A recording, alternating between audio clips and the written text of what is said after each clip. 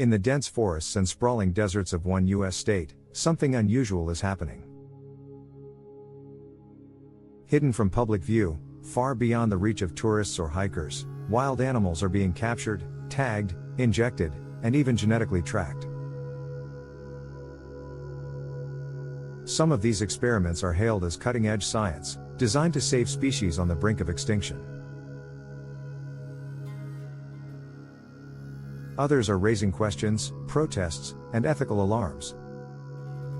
Because for every study that promises answers, there is an animal enduring the test. And now, many are asking, is this ethical wildlife research, or government overreach? Welcome to New Mexico, a state rich in biodiversity and scientific ambition. Home to national laboratories, military testing grounds, and vast unregulated wilderness. It's a place where innovation meets ecology, but not always with public transparency. And in recent years, it's become a hotbed for controversial wildlife experiments. From bighorn sheep in the mountains to coyotes in the plains, New Mexico has become a live lab for wild biology. And while some efforts are celebrated, others have crossed ethical lines. Let's begin with the Mexican gray wolf, one of North America's rarest carnivores. Once driven to the edge of extinction, the U.S. Fish and Wildlife Service began a reintroduction program in the 1990s. Wolves were bred in captivity and released into wilderness zones across New Mexico and Arizona. At first, it seemed like a conservation success, until things got complicated. Wolves wearing radio collars were tracked daily, tranquilized from helicopters, and sometimes recaptured. Pups born in the wild were removed and swapped with captive litters for genetic mixing. And wolves that killed livestock were labeled problem animals and euthanized, regardless of their conservation value. Biologists argued that these measures were necessary to save the species. But activists, and even some former scientists, called it manipulation masquerading as recovery. Next comes the case of the bighorn sheep translocation experiments. In the early 2000s, state wildlife agencies began relocating bighorn sheep between mountain ranges. The goal: increase genetic diversity and prevent population crashes from disease. But the reality was more brutal than the press releases suggested. Sheep were captured using net guns fired from helicopters. They were blindfolded, restrained, and airlifted for miles in swaying harnesses. Stress levels spiked. Some animals died during capture or shortly after release. Others introduced disease to new herds, triggering local die-offs that set back recovery efforts. And despite decades of effort, bighorn sheep populations remain unstable in many regions. The question remains, were these interventions worth the suffering they caused? Then there's the most secretive category: behavioral and neurological testing on predators. In classified facilities and field research centers, coyotes and mountain lions have been part of experimental studies. These include hormonal manipulation, cognitive mapping, and stress-based response tests. In some cases, wild animals are fitted with neural implants to study decision-making in real time. These experiments claim to improve understanding of predator ecology, but often at the cost of autonomy. Do wild animals have the right to exist without being monitored, sedated, and dissected? Or does the pursuit of knowledge justify every collar, needle, and data point? Supporters of these programs offer several strong arguments. First, they say the research helps prevent extinction and improves wildlife management.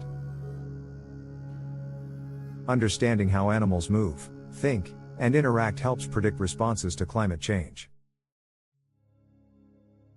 Genetic tracking reveals bottlenecks, inbreeding, and pathways to species survival. And behavioral studies help reduce human-wildlife conflict, saving both animals and people. They argue that science requires real-world testing, and New Mexico offers the perfect terrain. Vast, wild, and sparsely populated, it's ideal for both conservation and control. And without these studies, species like the gray wolf and bighorn might already be gone. But critics offer a powerful counterpoint: just because we can, doesn't mean we should. They argue that consent doesn't exist in the wild, and the burden is one-sided.